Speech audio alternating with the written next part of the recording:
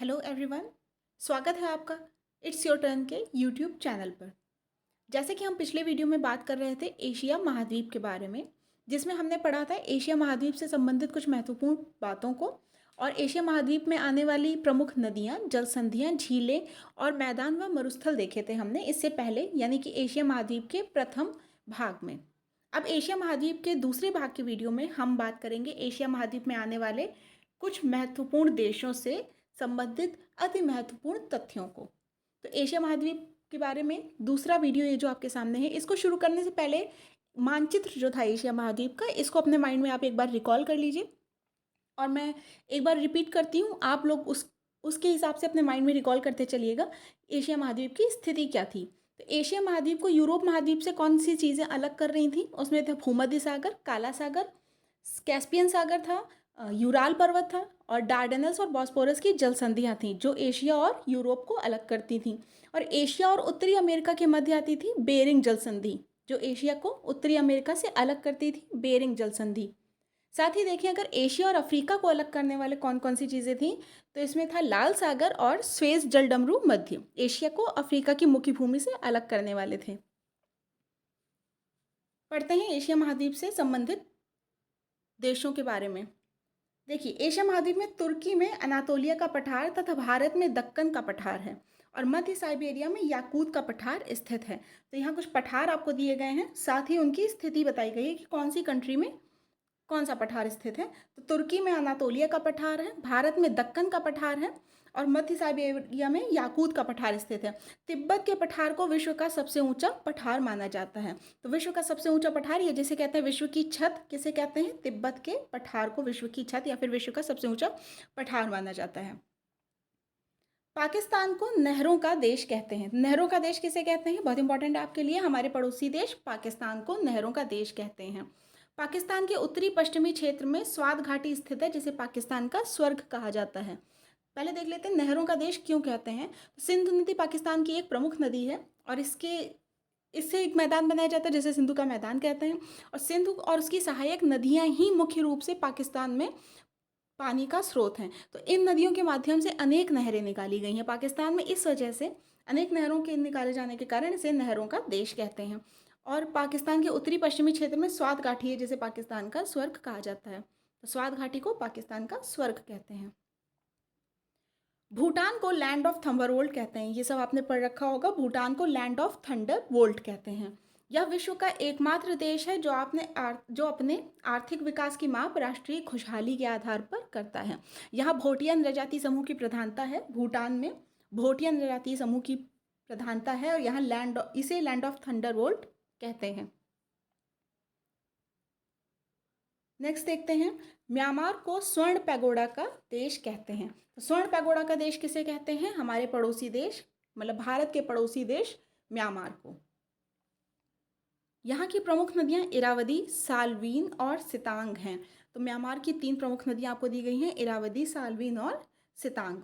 साल्वीन और इरावदी नदी दो आपको पूर्व का चावल का कटोरा कहते हैं। तो ध्यान से देखिए, पूर्व का चावल का कटोरा किसे कहा जाता है? साल्वीन और इरावदी नदी के दो आपको कहाँ स्थित है? म्यांमार में। और साल्वीन नदी के पूर्व में सुनहरी त्रिभुज स्थित है जो अफीम की खेती के लिए प्रसिद्ध है। तो अगर आपसे डायरेक्टली पूछ लिया जाता है कि सुनहरी त्रिभुज किसके लिए प्रसिद्ध है, तो यह अफीम की खेती के लिए प्रसिद्ध है।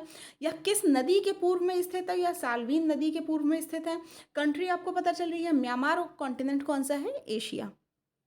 स्वर्ण पैगोडा का देश म्यांमार। आगे देखते हैं, बांग्लादेश को नदियों का देश कहते हैं।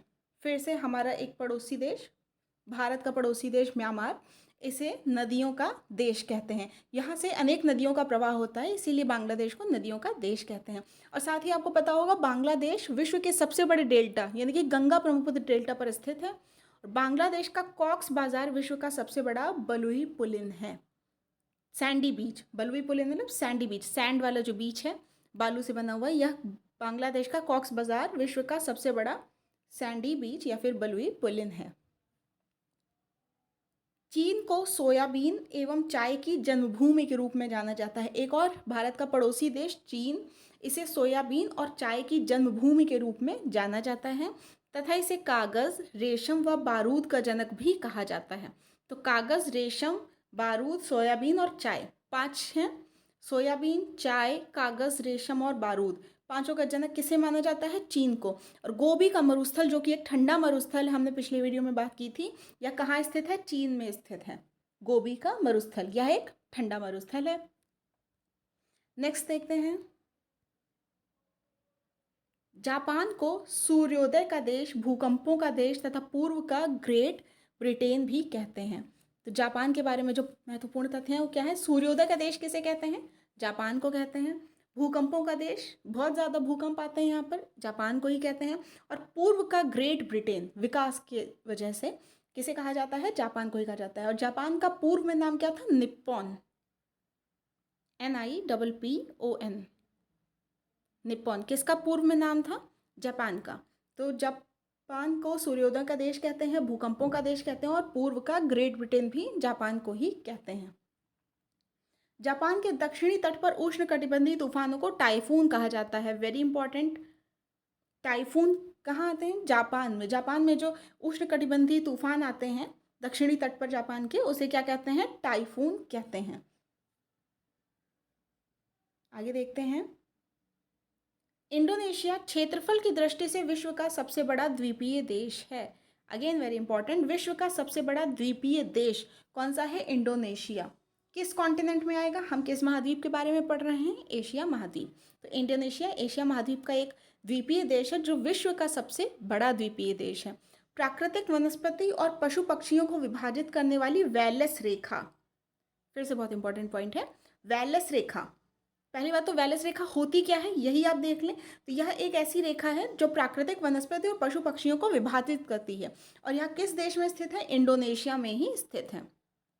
इंडोनेशिया विश्व का सबसे बड़ा सिनकोना उत्पादक देश है। सिनकोना उत्पादन में सबसे ज़्यादा अग्रणी कौन सा देश है? इंडोनेशिया। तो सिनकोना आप जानते होंगे, सिनकोना से कुनैन बनाई जाती है जो मलेरिया की दवा है।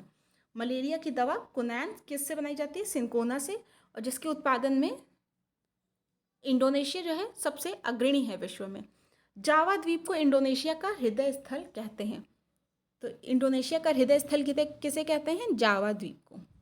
इसी द्वीप पर इंडोनेशिया की जो राजधानी है वर्तमान में जकार्ता, वो भी जावा द्वीप पर ही स्थित है। जावा द्वीप को इंडोनेशिया का हृदय स्थल कहते हैं। मालदीव विश्व का समुद्र जल स्तर से सबसे कम ऊंचाई पर स्थित देश है। तो समुद्र के जल स्तर से सबसे कम ऊंचाई पर स्थित देश कौन सा है? मालदीव है। और 8 डिग्री चैनल जो है वो मालदीव को भारत के मिनिकॉय से अलग करता है। तो मिनिकॉय और मालदीव के मध्य कौन सा चैनल है? 8 डिग्री चैनल है, ये भी बहुत इंपॉर्टेंट है। इराक प्राचीन मेसोपोटामिया सभ्यता की भूमि है। प्राचीनतम सभ्यताओं में से एक मेसोपोटामिया, इराक, जिसे हम वर्तमान में इराक नाम देते हैं। इस सभ्यता का विकास दजला फरात यानी कि टिग्रिस और यूफ्रेटिस नदी के बेसिन क्षेत्र में हुआ था। ये नदियों के नाम भी बहुत इंपॉर्टेंट हैं। इनको पहले दजला फरात कहते थे, आज के समय में इनको टिग्रिस और यूफ्रेटिस कहते हैं। दजला फरात नदियों के किनारे किस सभ्यता का विकास हुआ था? मेसोपोटामिया सभ्यता का विकास हुआ था, जिसको हम आज क्या नाम देते हैं? इराक के नाम से जानते हैं। दजला फरात नदियों का उद्गम तुर्की की सर्वोच्च चोटी माउंट अरारात से है। तो दजला और फरात नदियां कहाँ से निकलती हैं? माउंट अरारात से, जो तुर्की की सर्वोच्च चोटी है। देखते हैं, लेबनान को पूर्व का स्विट्जरलैंड कहते हैं। पूर्व का स्विट्जरलैंड किसे कहते हैं? लेबनान को कहते हैं। लेबनान की राजधानी बेरूत। तो लेबनान को पूर्व का स्विट्जरलैंड कहते हैं।